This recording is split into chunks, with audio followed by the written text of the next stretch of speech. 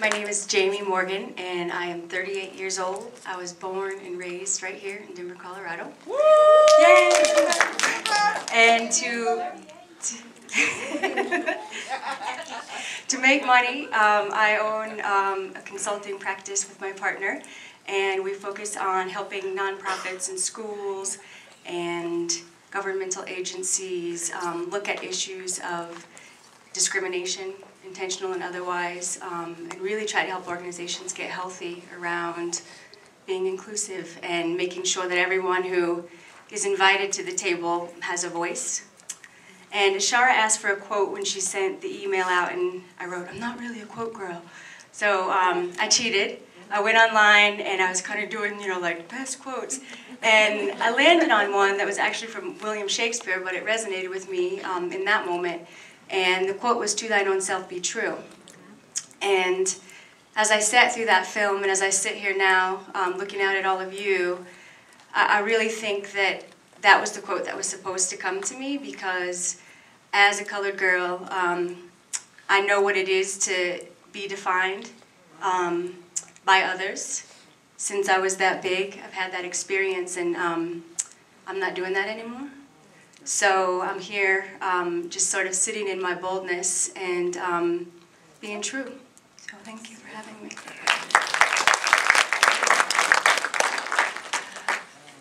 And I am 42. Woo! Yes. I was born in Detroit. I spent I lived in Detroit until I was 14, and I've lived in Denver since then. And now I live in Oakland. Yes. Yes. So, quote. I'm not really a quote person either, but the quote that every day, we who believe in freedom cannot rest. Ella Baker stands in this room every time I get up. She is with me. Yes. So, we don't have a lot of time tonight. There's another event that's going to happen, but just on the real colored girl tip, what did you just see in that film? It's a broad question. What did you see, and where did you see yourself?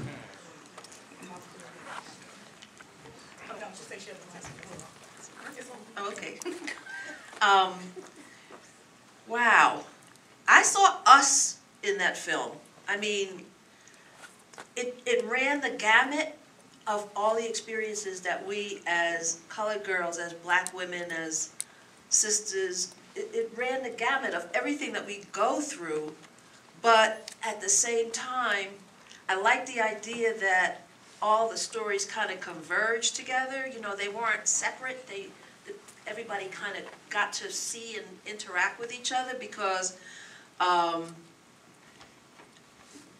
really, when we tell our stories, particularly at Phenomenal Women, which is a program we're at It Takes a Village, when we tell our stories, there's so many people that are just nodding and saying, "That's my story," because unfortunately a lot of it is common to us, but then there's that strength and that hope, and the fact that at the end they really, really were supporting each other.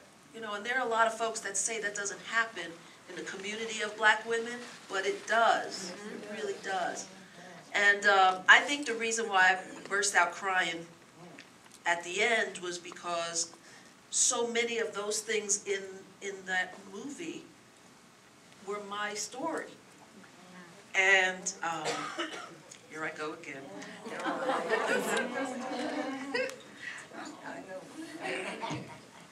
I was all emotional too. First, I don't ever watch movies. This is the first time I've been in a movie theater in upwards of like 15 years, and I'm 26, so that definitely says a lot. But Ashara, my sensei, was really clear about the importance of seeing this film. So for me, what really stuck out in all of these iconic films about black women, all the way, from The Women of Brewster Place to Waiting to Exhale to even what we saw tonight, is really these ideas about love and black women, and understanding that love is something that we deserve, and it's not something that just comes to us sort of out of the blue. It's something that we have to understand within ourselves. And it was real. It was real violent for me. It was real. It was real violent for me in a lot of different ways. When he threw those kids out the window, I actually was like about to just call this panel a night and keep it moving because images are really important. But I thought what was also conveyed that was really touched by the hope that was given, and not just by this idea of a lot of times we have calamity when we discuss Black women and all of the really tough things that we experience. And we also got a tinge of what Black men experience as well as it relates to us in the natural order of things. So it was really, really violent for me.